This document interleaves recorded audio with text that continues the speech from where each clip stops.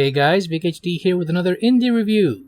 Today we are looking at All Hail the Orb, developed by a Ginger Dev and published alongside Grab the Games. Now let me give you the description of the game. All Hail the Orb is a pixel art incremental clicker about powering a mysterious orb, growing a cult, watching automation slowly take over, and ducks. You start by clicking the orb to generate power, then recruit cultists to handle the boring work for you. As your cult grows, you'll unlock new systems, automate progression, and steadily expand, all without fail states or overcomplicated mechanics. Designed as a short but enjoyable experience, All Hail the Orb focuses on rewarding progression and lighthearted humor. You can recruit and manage cultists who help power the orb and automate your progress.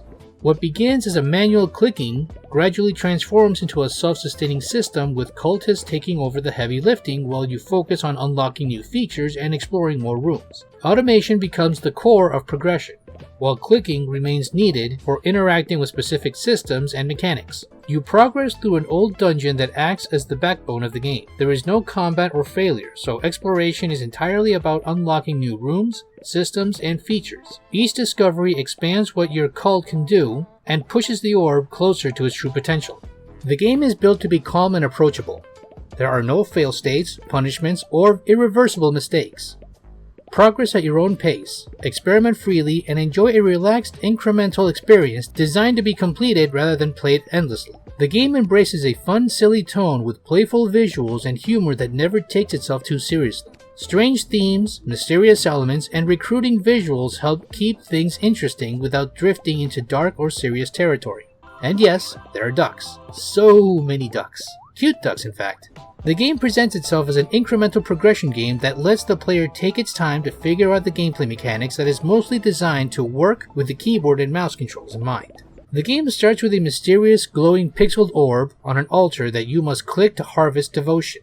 Shortly after, the player spends this devotion as currency to summon these red-cloaked cultists designed to help the player earn more devotion without having to click on the orb as often. By this point, the game becomes a light management simulator where you pick up and drag your cultists as workers to different stations in a huge underground dungeon. While they do most of the work, their stamina meters will indicate that they need rest from time to time. As time goes on, the player has to juggle other resources that eventually open up. You start with the altar that upgrades devotion power to increase your baseline income, a resource room designed to expand the storage of other resources like gold, mushrooms, or mining ores, and a skill tree that spends certain currencies to increase the cultist's efficiency and better control of their rest cycles. While the gameplay is simple yet addicting, progression is linear and focused on a central obelisk.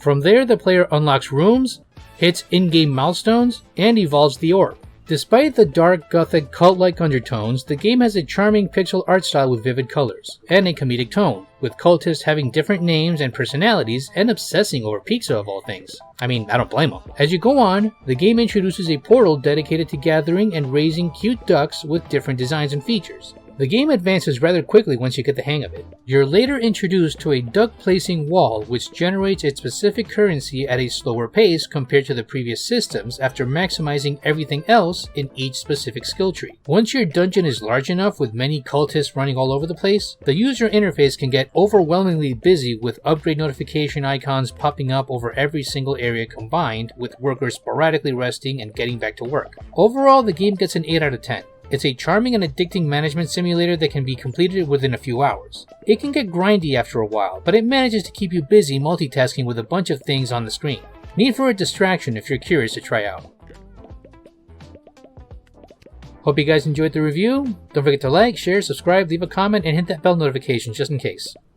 Until next time, take care.